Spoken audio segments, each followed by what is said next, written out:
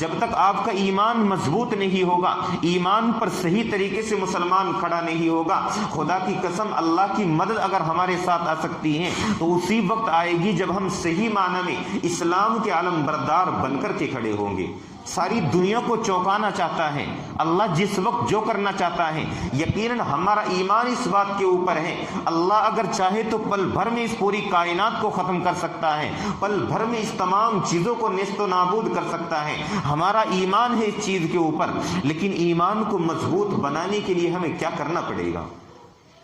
آج مسلمانوں کی بچے اور بچیاں، ان کے ذہنوں کے اندر زہر گھولا جا رہا ہے، اور وہ انٹرنیٹ کے ذریعے سے، ٹی وی چینلوں کے ذریعے سے، اخباروں کے ذریعے سے جو خبریں پڑھتے ہیں مایوس ہو جاتے ہیں کہ نہ جانے ہمیں مسلمان کیوں بنا دیا گیا، کاش ہم بھی نعوذ باللہ کافر ہوتے، ایک دوسری قوم کے اندر ہم کو پیدا کر دیا جاتا، اور نہ جانے ہم زمانے میں اب تک کتنی ترقی کر چکے ہوتے۔ اگر ترقی مل سکتی ہے اور صحیح معنی میں ترقی اگر ملے گی تو خدا کی قسم ایمان کے ساتھ ترقی ملے گی، ورنہ جو ترقی تم دنیا کے اندر حاصل کر لو گے، دنیا کے بڑے بڑے عہدوں کو حاصل کر لو گے، لیکن حقیقی معنی میں یہ ترقی نہیں ہے،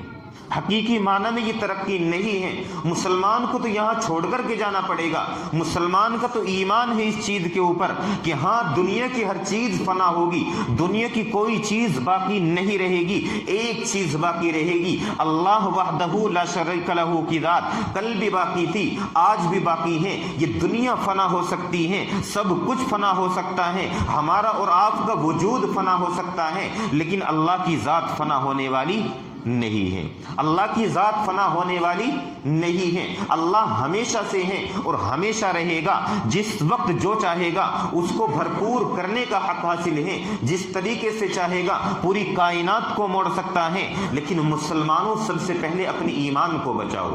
دنیا کے اندر دولتیں آپ نے بہت کما لی ہوگی، بہت پیسہ اکٹھا کر لیا ہوگا، بہت کچھ آپ نے سنبھال کر کے رکھ لیا ہوگا، لیکن ایمان بھی بچانے کی اس وقت میں فکر کرنی ہے۔ آپ علیہ الصلاۃ والسلام نے یہ فرمایا تھا کہ ہاں ایک وقت آئے گا کہ مسلمانوں کے اوپر زمین تنگ کر دی جائے گی۔ اس وقت صحابہ کو بڑی حیرت ہوئی تھی، کیونکہ صحابہ جس طرف بھی نکلتے تھے میدانوں کو فتح کرتے ہوئے نکل جایا کرتے تھے، چاہے ان کے سامنے کیسے ہی بڑے محلات کیوں نہ ہو، کتنا ہی بڑا پہاڑ ان کے سامنے کیوں نہ کھڑا ہو، وہ بھی اپنی زمین کے اندر دس جانے پر مجبور ہو جایا کرتا تھا۔ سب کچھ ہو سکتا تھا، لیکن اس کے باوجود پھر بھی رسول اللہ نے یہ فرمایا تھا کہ ہاں ایک وقت آئے گا مسلمانوں کی تعداد بے انتہا ہوگی، چاروں طرف مسلمانوں کی تعداد نظر آئے گی، لیکن اس وقت بھی مسلمانوں